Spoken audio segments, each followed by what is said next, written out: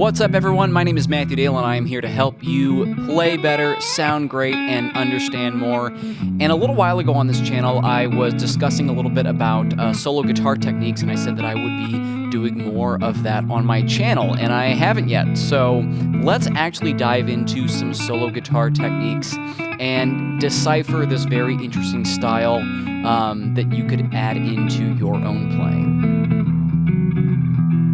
So in today's video on arranging, we are going to take a look at a gorgeous piece of music written by Stevie Wonder. This is the song Isn't She Lovely? And this one is really good for arranging because we have fewer song elements and a lot of possibilities for some really interesting things. So let's dive in and let's take a look at what is going on. Okay, so the first thing that we want to do anytime we are making one of these arrangements or thinking about one of these arrangements or whatever, we really want to have a really good grasp on the individual song elements. So for this example, we want to really know what's going on in the chord progression. We really want to know the melody really well, and then any sort of added interesting parts. That could be a bass line in some examples. For this one, we have that pentatonic line at the end of the phrases. So we're going to want to add that in there in some way, shape, or form as well. The nice thing about that is it's pretty simple. We're just going up in this case, I'm in the key of A. The original is in the key of E, but I went ahead and just changed the key on it just to sit in a little bit of a different location on the neck. That element is just going up the A major pentatonic scale starting from the 5th. And then playing a bunch of repeated 1 tonic notes on the top. So that's our ending phrase, nice little feature. This song is also in a fairly simple A-B format, with our first A section really repeating the first 4 chords. We start with F sharp minor. Now, I mentioned that I'm in the key of A. So the F sharp minor chord is going to be our 6th chord in the key of A. And now we go to B7, and that's a dominant 2 chord. So that's a little bit out of the key, but that's okay. And then 5, our E7 sus, and then 1. That's kind of a standard jazz-oriented chord progression, 6, 2, 5, 1. We repeat that, 6, 2, 5, 1. Now on our B section, we go to the 4 chord, our D major 7. And then 3 dominant, which is C sharp 7. Back to 6. To 2. To 5. E7 again for 2 measures. And then back to 1, and we have our line again. Now, a lot of this also follows the circle of fourths. 6, 2, 5, 1, 6, 2, 5, 1, and then 4, 3, 6, 2, 5, 1. A lot of it is circle of fourths type motion. That's less important for arranging it and putting it on the guitar, but it's also good to know because a lot of chord progressions within a jazz or a jazz-oriented, a lot of Stevie Wonder's music is sort of jazz-oriented. A lot of those chord progressions happen just going around the circle of fourths. So it's a good observation to make. So that's 2 out of our 3 elements. We have this special line we want to get in at the end of the phrases, and then our chord progression as well. Let's dive into the melody. Now, I'm going to be discussing the melody using interval numbers. So from the key of A is our 1, and then B is our 2, and then 3 is C sharp, 4 is D, 5 is E, 6 is F sharp, G sharp is 7, and then we go back to 1, our A note. Now, if you want help or if you want to get better at thinking of your scales in terms of interval numbers, or you want more insight into the number system in general, then you should download my Essential Music Theory cheat sheet. This is a really great guide that has basically all of our fundamental music concepts written in one small compact document. I've been using this all the time in my private lesson teaching as a reference for students as they're learning their scales and diatonic chord progressions and yada, yada, yada. And it's really great to have just a quick reference right next to me as I'm teaching to use and reference to that then my students can take home and use as well. So you can find that linked in the description below. below. Go ahead and download the Essential Music Theory cheat sheet. So starting with our A section and looking at our melody in terms of numbers, we start with 3, 4, 3, 2, 1. And I'm playing this very simple and bland right now just so we can kind of get the idea. 3, 4, 3, 2, 1. That repeats. 3, 4, 3, 2, 1, 6, 5. Going down there if I'm singing an octave lower. We repeat all that same stuff. And again. So this is actually almost a pentatonic melody, which relates nice to the pentatonic line. The only difference is we have the 4th degree in there from the major scale. Now moving on to our B section, we move up to 5. And then 4, 5, 4. 3, 3, 2, 1, 2, 3, 1, 6. And then kind of going back to the same idea in the A section, 3, 4, 3, 2, 1, 6, 5, and then ending on 1.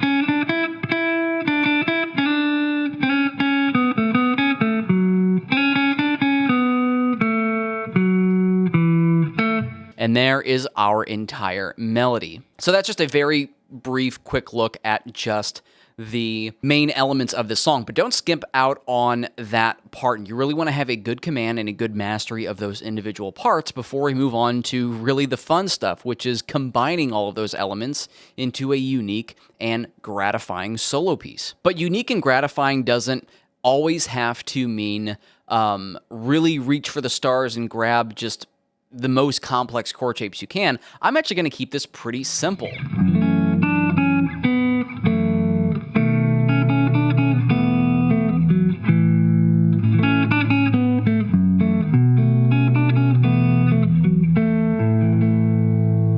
So over that A section, usually what I do when I'm playing this is I highlight the first part of the melody with just single notes. Totally usable, totally doable. And then, so there I grabbed my F sharp minor. I'm also using a shell chord voicing. So I'm playing F sharp minor shell, and that A is where my melody is sitting. And that melody kind of carries over to our B7.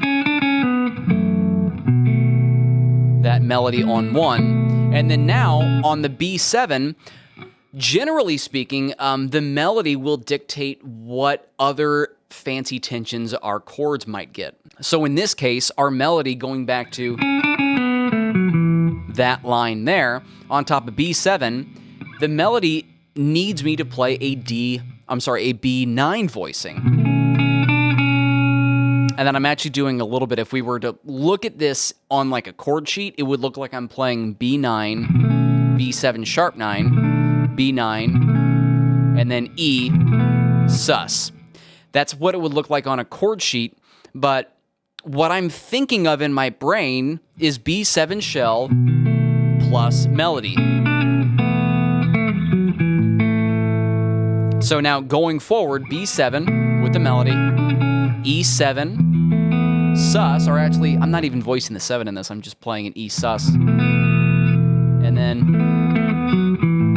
going back to an A and grabbing those melody notes. Keeping things really simple right now, both for myself and for my listener. Let's repeat that.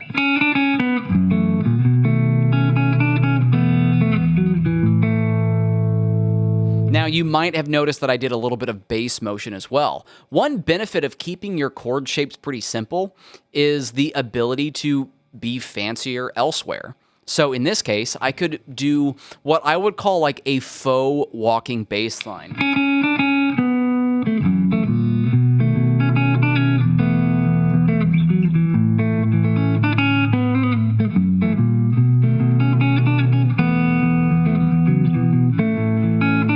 And then moving on to the B section from there. So I'm not really walking a whole lot, but I'm just sort of alluding to the fact that bass could be walking. So I'm just going from the F sharp chromatic approach to the B7. And then I'm just hitting E and then A.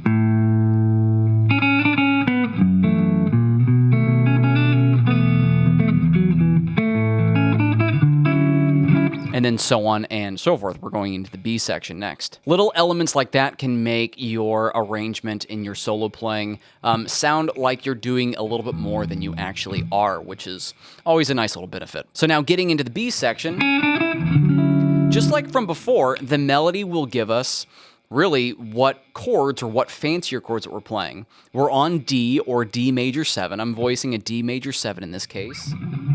But my melody goes up to the 5th. So now I have this really lovely D major 9 chord that I'm playing. Still thinking about shell chords and then adding the melody around it. So D, F sharp, and C sharp. That's just my D major 7 shell, 1, 3, 7, which fret-wise, A string 5, D4, and then G3, and then adding the melody. Another case of the same thing, simple chord, melody gives us the tension. C sharp 7, and now because of what our melody's doing, we have C sharp 7, flat 9, sharp 9, outlining those altered tensions. So then we could also have maybe an altered scale line. Back to F sharp, minor 7. Back to B7. And then some very similar stuff to what I played a second ago in the A section where we go from the E, sus, back to A, and that's just an A power chord. Let's go back and just take a look at that again. Climbing up to D major 9, C sharp 7 flat 9, sharp 9. Now on the F sharp minor this time, because I need to get a few more notes, I actually just bar the 2nd fret. And I'm playing that melody with my pinky. Because I'm playing fingerstyle with a pick, I'm not getting all of that sound because I'm not strumming it. I'm just plucking the E, D, G, and B strings. And then I'm getting the melody around there by some careful use of my fingers.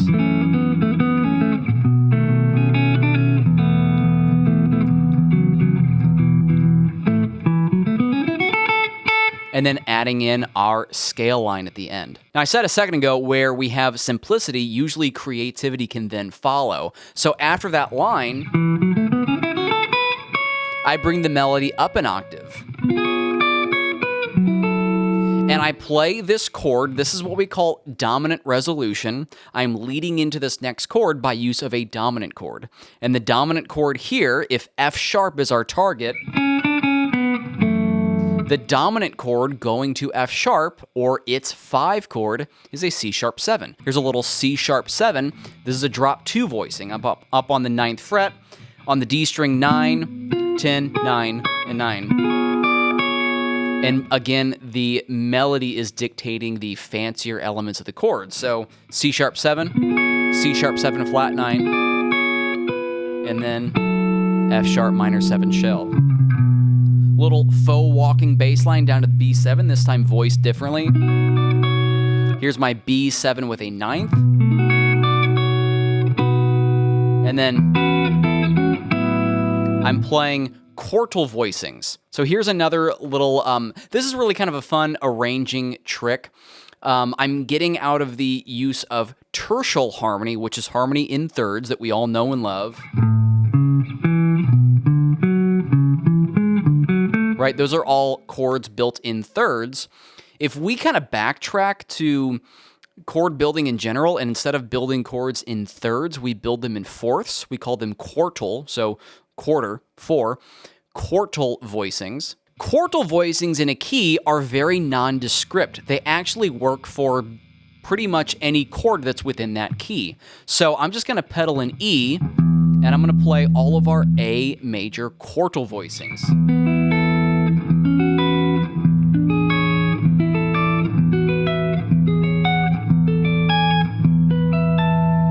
It all kind of sounds like maybe an A, maybe an E, maybe whatever else. Because I'm pedaling the E, it sounds like I'm playing more of a type of an E chord. If I pedal A,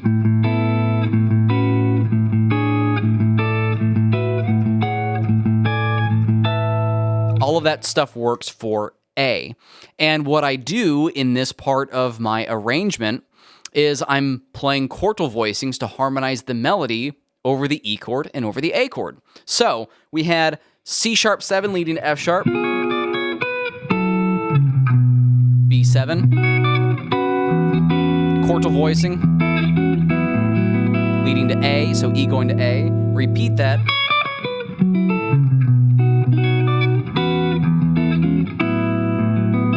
and then bridge, same idea, taking it up an octave,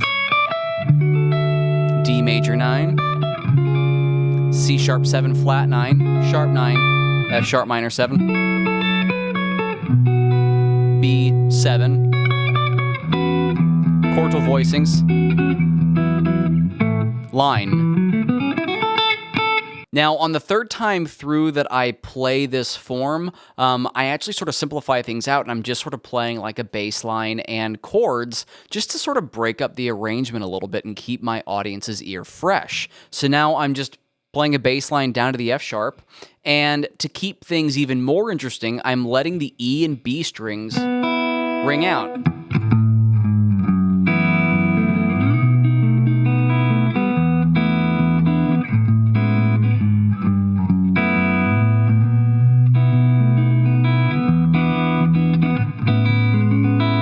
Those are all shell chord voicings, 1, 3, and 7. So 1, 7, 3 for the F sharp. The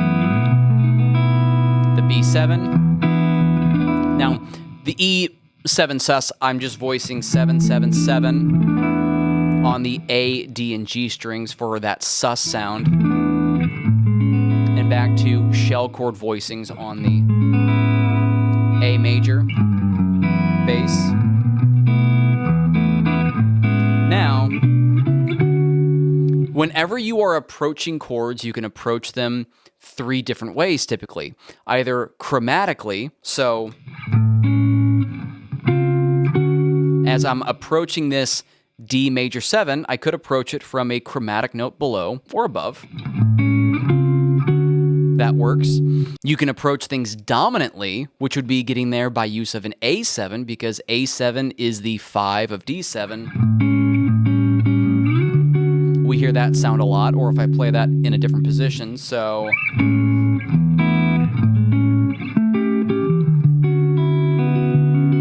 And you could also approach things diatonically, and that's what I do here. So I'm just going up my diatonic chords in A. And then B minor 7, C sharp minor 7, D major 7. Now I'm just sort of playing like almost like a jazz rhythm type thing going on. And then a big, nice arpeggio over the C sharp dominant 7 chord, since that is a chord out of the key, and it's a pretty interesting chord. So why don't we make the more interesting chord even more interesting? And what I'm playing there is starting off on the C sharp, 9 on E, 8 on A, 11, and then D string 9, 11, 10 on G, 9 on B, 12 on B still, and then I play kind of the scale line on top of that chord. So from the 7th degree that I ended on, 12 on B, 10, 9 on E, back to 12 on B, 9 on the B string, and then ending into our F sharp minor 7 chord. Now, what that is, it's not really very useful just for me to give you string names and fret numbers. I'm really playing this musically. 1, 3, 5, flat 7, 1, 3, 5, flat 7, flat 9, 1, 7, 5, and resolving to the 3rd of the minor 7 chord, the F sharp minor 7 chord. That's really more of what's going on in my head rather than the fret numbers and the string names, which is why it's also harder for me to think that way, because I'm not thinking that way. Back to our B9. And then I kind of get back into the melody there. And then to round things up, on the very end, I go back to that very first way of playing the melody.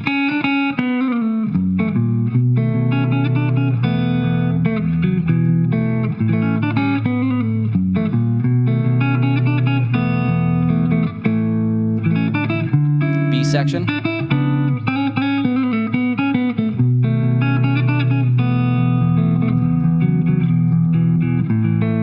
And then ending on the A. And maybe a really pretty A, like this A major 9, might sound nice for the end of the arrangement. So even though a pretty simple, straight-ahead melody and chords, we can really expand the arrangement really well. I hope you found this interesting and educational. Let me know what you thought in the comment space below. I know that I'm going through this pretty quick and not diving into any one topic very deep in particular. If you'd like me to go even deeper than this, let me know in the comment space below. My name is Matthew Dale. Play better, sound great, and understand more.